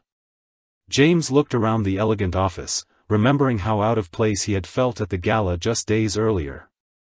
Now, these same people were offering him pathways back to meaningful work that respected both his expertise and his responsibilities as a father. There's one more thing, Margaret said, her voice taking on a more personal tone. The little girl you helped at the hotel, her parents have been in touch. They would like to meet with you, to thank you properly and to discuss the possibility of ongoing consultation on her care. The mention of the child brought everything into sharp focus for James. His decision to help her had been instinctive, driven by medical training and human compassion rather than career considerations. Yet that single act of professional competence had opened doors he had thought permanently closed. I'd like to accept all of these opportunities, he said finally, his voice carrying quiet conviction. But I want to be clear about my priorities. Emma comes first, always. Any arrangement we make has to respect that constraint absolutely. Of course, Margaret replied immediately. Dr. Morrison, what impressed us most about you wasn't just your medical expertise, but your dedication to your daughter. We wouldn't dream of asking you to compromise that commitment. Sarah's smile was radiant as she recognized the significance of his decision. You're really going to do this, she said, her voice filled with admiration and excitement. James looked at her, remembering the evening when she had taken a chance on inviting a maintenance worker to an elegant gala. Her faith in him had created possibilities he could never have imagined on his own. We're going to do this, he corrected gently. This isn't just about me returning to medicine. It's about building something new that honors both my past expertise and my present priorities. Margaret stood up, extending her hand with the formality of someone sealing an important agreement. Dr. Morrison, she said, welcome back to medicine. I think you're going to find that your unique perspective, forged through both professional excellence and personal sacrifice, will make you more valuable to this community than you ever were before. As they left the office, James felt a lightness he hadn't experienced in 3 years. The careful reconstruction of his life was about to enter a new phase, one that promised to integrate his professional abilities with his parental devotion in ways he had never thought possible. Walking beside Sarah through downtown Seattle, he realized that sometimes the most important journeys began not with dramatic departures but with quiet invitations to elegant parties, where worn suits and hidden talents could transform both perception and possibility in a single evening. 2 weeks later, James stood outside the familiar glass doors of Seattle Children's Hospital, wearing a properly fitted navy suit that Sarah had insisted on purchasing for his first day back in a medical environment. The building held decades of memories, both triumphant and devastating, and crossing its threshold felt like stepping back into a life he had thought permanently closed to him. Dr. Elizabeth Morrison met him in the lobby, her professional demeanor softened by genuine warmth. Dr. Morrison, she said, extending her hand with evident respect, thank you for agreeing to consult on the Rodriguez case. I've reviewed your credentials and surgical history, and I must say, your expertise is exactly what we need for this complex situation. As they walked through corridors that had once been as familiar as his own home, James felt the strange sensation of returning to a world he had helped create but no longer officially belonged to. Nurses and residents moved with the purposeful urgency he remembered, their faces carrying the mixture of exhaustion and dedication that characterized pediatric medicine. The case they were consulting on involved a 6-year-old boy with multiple cardiac defects that had proven resistant to conventional surgical approaches. 3 previous operations had provided temporary improvements, but the child's condition was deteriorating despite the medical team's best efforts. Dr. Morrison led him to a conference room where the boy's complete medical history was displayed on multiple monitors. X-rays, MRI images, surgical reports, and treatment protocols created a comprehensive picture of a medical puzzle that had challenged some of the region's most skilled specialists. As James studied the data, he felt his dormant professional instincts awakening with startling clarity. The technical knowledge that he had feared might have atrophied during his 3 years away proved to be not only intact but enhanced by the perspective that distance and loss had provided. "This is a fascinating case," he said, his voice taking on the analytical tone that had once characterized his daily work. "The primary defect is straightforward enough, but the complications from previous interventions have created secondary issues that are actually more challenging than the original problem." Dr. Morrison leaned forward with evident interest. "That's exactly our assessment," she said.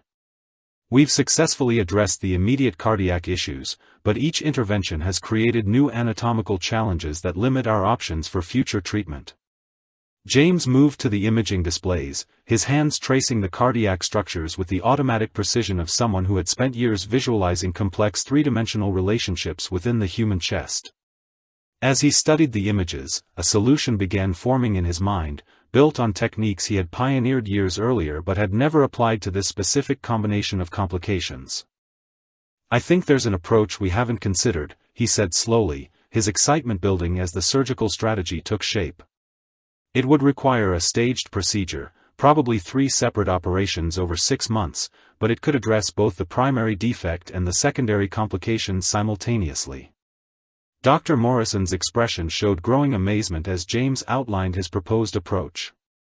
The technique he described was innovative yet grounded in established surgical principles, demonstrating exactly the kind of creative problem-solving that had made him one of the region's most respected pediatric surgeons. "Dr. Morrison," she said, her voice carrying professional awe, "this approach is brilliant. I can see exactly how each stage would address the specific complications we've been struggling with. Would you be willing to present this to the full surgical team?" James hesitated for just a moment, the weight of stepping back into his professional role fully hitting him. Once he presented to the surgical team, once he became involved in active case consultation, there would be no pretending that his return to medicine was tentative or experimental. "Yes," he said finally, his voice carrying quiet conviction. "I'd be honored to share this approach with your team." An hour later, James found himself in the hospital's main conference room, facing a gathering of Seattle's most accomplished pediatric specialists. Many of them remembered him from his previous tenure at the hospital, their faces showing complex mixtures of surprise, curiosity, and respect as they processed his unexpected return to medicine. Dr. Elizabeth Morrison introduced him with evident pride. "Colleagues," she said, Dr. James Morrison has graciously agreed to consult on the Rodriguez case. As many of you remember, Dr. Morrison was one of our most accomplished surgeons before taking a temporary leave from medicine. His perspective on this challenging case has already proven invaluable." James stepped forward, feeling the familiar rush of intellectual excitement that came from sharing medical knowledge with colleagues who could appreciate its significance. As he began explaining his proposed surgical approach, using the hospital's advanced presentation technology to illustrate each phase of the procedure, he felt his confidence returning with surprising strength. "The staged approach I'm proposing addresses the fundamental issue we've been facing," he explained, his voice gaining authority as he warmed to his subject. "Instead of trying to solve everything in a single operation, we accept that this child's anatomy requires multiple interventions, each designed to optimize conditions for the next phase." The surgical team listened with rapt attention as James detailed his strategy. His presentation demonstrated not only technical expertise but also the kind of strategic thinking that separated good surgeons from exceptional ones. He had taken a case that had frustrated multiple specialists and found a pathway forward that was both innovative and methodologically sound. Dr. Patricia Wong, who had attended the presentation despite her cardiology rather than surgical specialty, raised her hand with obvious excitement. "Dr. Morrison," she said, "this approach could revolutionize how we think about complex multistage procedures. Have you considered publishing this methodology?" The suggestion caught James off guard. Publishing medical research would represent a full return to academic medicine, a level of professional engagement that went far beyond occasional consultation. Yet as he considered the possibility, he realized that sharing knowledge that could help other children was exactly why he had become a surgeon in the first place. "I'd be very interested in exploring that possibility," he replied, his voice carrying growing enthusiasm for the prospect of contributing to the broader medical literature. As the presentation concluded, the room erupted in questions and suggestions, the kind of energetic professional discourse that James had missed more than he had realized. These colleagues weren't just accepting his return to medicine, they were embracing his contributions and eager to collaborate on advancing pediatric cardiac care. Dr. Elizabeth Morrison approached him as the room began to empty. "Dr. Morrison," she said, her voice filled with gratitude and respect, "I want to formally invite you to join our surgical team as a senior consultant. The compensation would be substantial, the schedule would be flexible to accommodate your family responsibilities, and the opportunity to influence pediatric cardiac surgery in this region would be significant." James felt a surge of emotion as he realized that the impossible had become not just possible but actively sought after. The people who had once been his colleagues were welcoming him back not as a charity case or someone who needed accommodation, but as a valued professional whose expertise was genuinely needed. "I accept," he said simply, his voice carrying the quiet conviction that had guided all his most important decisions. "With the understanding that my daughter remains my first priority, and that any surgery schedule must accommodate my responsibilities as a single father." "Of course," Dr. Morrison replied immediately. "Dr. Morrison, what makes you valuable to this team isn't just your surgical skill, though that's extraordinary. It's your perspective as someone who understands both the technical challenges of pediatric surgery and the human cost of medical decisions. That combination is rare and precious." As James left the hospital that afternoon, he felt a completeness that had been missing from his life since his wife's death. He was no longer just a maintenance worker hiding from his past or a former surgeon mourning his lost career. He was a pediatric cardiac surgeon whose unique journey had made him more capable of serving children and families than he had ever been before. His phone buzzed with a text from Emma's school. "Daddy, can you pick me up early today? I want to tell you about my science project." The message reminded him that regardless of his professional restoration, his most important role remained unchanged. He was still, first and always, Emma's father, and that identity would continue to guide every choice he made. 6 months later, the same grand ballroom hosted the spring fundraising gala for the Metropolitan Children's Foundation, but the man who entered wearing an impeccably tailored tuxedo was transformed in ways that went far beyond his elegant attire. Dr. James Morrison walked through the familiar crystal-lit space with quiet confidence, no longer the overlooked maintenance worker but a celebrated pediatric surgeon whose innovative research had already begun changing lives across the medical community. Emma accompanied him this time, radiant in an age-appropriate formal dress that sparkled under the chandeliers. At 8 years old, she carried herself with the poise that came from watching her father reclaim his purpose while never doubting her place as his highest priority. The father-daughter pair moved through the crowd with easy grace, their bond evident to everyone who saw them together. Sarah approached them near the entrance, her smile brilliant with pride and affection that had deepened over the months of collaboration and growing relationship. "James," she said, reaching out to squeeze his hand, "the presentation went perfectly. I think we convinced everyone that our research partnership represents the future of pediatric cardiac care." Their joint research project had exceeded every expectation, combining Sarah's innovative treatment protocols with James's surgical expertise to develop approaches that were revolutionizing how complex pediatric cases were managed. The professional collaboration had evolved into something much more personal, though both remained careful to let their relationship develop naturally around their shared commitment to Emma's well-being. "Dr. Morrison," came a familiar voice, and they turned to see Margaret Sinclair approaching with genuine warmth that contrasted sharply with her initial dismissive attitude from the previous year. "I wanted to thank you personally for agreeing to speak tonight. Your story has become an inspiration to everyone involved with the foundation." James had been asked to address the gala as the evening's featured speaker, his journey from dismissed outsider to celebrated medical professional serving as a powerful example of the Foundation's mission to recognize and nurture talent regardless of circumstances. The invitation represented a complete reversal of social fortune that still sometimes seemed surreal to him. Mrs. Sinclair, James replied with gracious humility, "I'm honored to share my experience if it helps advance the Foundation's work. Though I should mention that the real hero of this story is standing right beside me." He looked down at Emma, whose presence at medical conferences and hospital consultations had become a familiar sight. Rather than hiding his role as a single father, James had made it central to his professional identity, demonstrating that excellence in medicine could coexist with dedicated parenting. "Daddy always says that taking care of me taught him how to take care of other children better," Emma said with the unconscious wisdom that had guided their family through its most difficult transitions. "And I think he's right, because he's really good at making sick kids feel better." Margaret's expression softened as she observed the easy affection between father and daughter. "The Foundation has established a scholarship program in your honor, Dr. Morrison," she said. "It will support single parents pursuing medical education, ensuring that family responsibilities don't prevent talented individuals from serving others."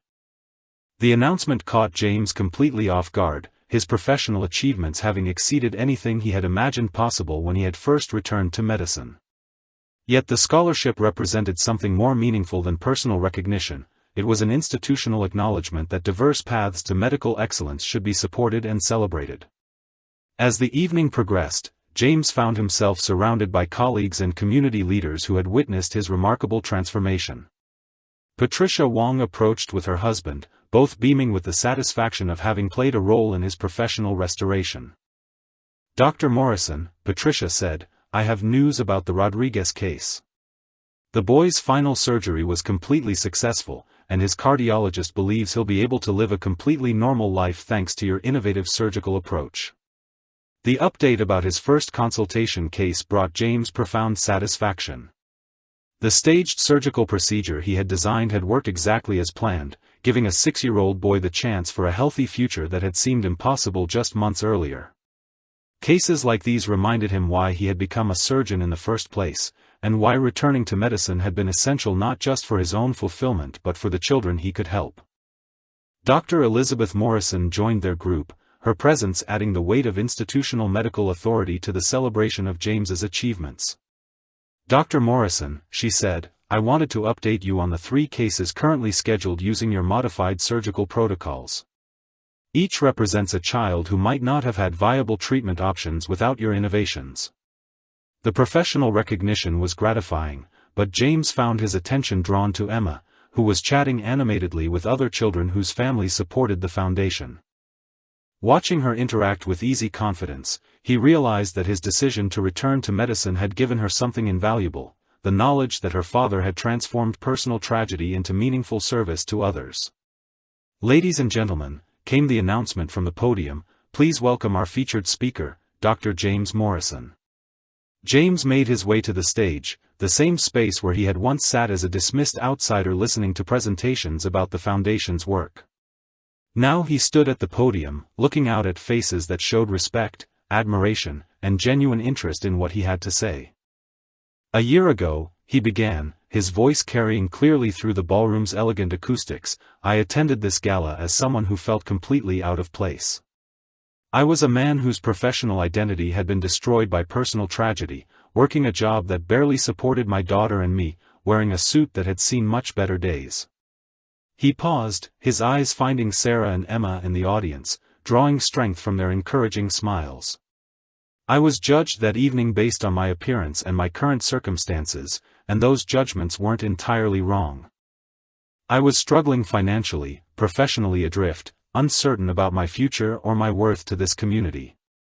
The audience listened with rapt attention, many of them remembering their own initial reactions to his presence at the previous year's event. "But something happened that night that changed everything," James continued. "A child needed help, and I discovered that my ability to provide that help had never disappeared, despite years away from medicine.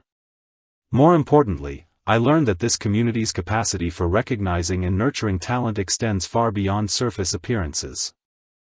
He went on to describe his journey back to medicine, the support he had received from people who had initially dismissed him, and the ways that personal loss had ultimately enhanced rather than diminished his ability to serve others.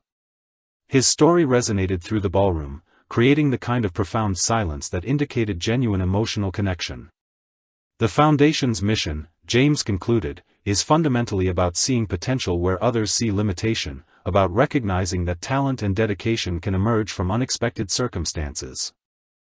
My story is just one example of what becomes possible when we look beyond our initial assumptions and invest in human potential.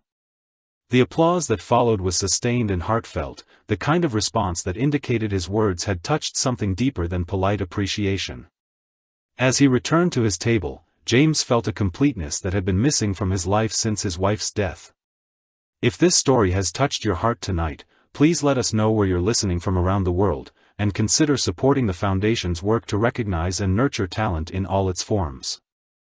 Emma reached out to take his hand as he sat down, her small fingers intertwining with his in a gesture that reminded him that all his professional achievements were secondary to his success as her father. Sarah leaned over to whisper in his ear. "I'm proud of you," she said simply, her words carrying the weight of someone who had witnessed his entire transformation. As the evening concluded with dancing and continued celebration, James found himself reflecting on the unexpected journey that had brought him to this moment. A worn suit and a woman's faith in his worth had opened doors he had thought permanently closed. Personal tragedy had been transformed into professional purpose. And most importantly, his daughter had gained not just financial security but the knowledge that her father's love for her had never prevented him from serving others, but had actually enhanced his ability to do so. The man who had once cleaned these same ballroom floors now stood among its most honored guests, not because he had abandoned his humble work but because he had learned to integrate all aspects of his experience into a more complete understanding of service and worth. The transformation was profound, but it had been built on the foundation of values that had never changed: dedication to his daughter, commitment to helping others, and the quiet dignity that had sustained him through his darkest hours. As they prepared to leave, Emma looked up at him with the kind of pure love that made every sacrifice worthwhile. "Daddy," she said, her voice filled with satisfaction, "I think tonight was even better than pancakes." James laughed, understanding that in his daughter's hierarchy of experiences, few things ranked higher than their Saturday morning tradition. That this evening had exceeded even that gold standard was perhaps the highest compliment she could offer. Walking out into the Seattle night, his family complete and his purpose restored, James Morrison had become living proof that sometimes the most important transformations begin not with dramatic gestures but with simple acts of recognition, compassion, and the willingness to see potential where others see only limitation.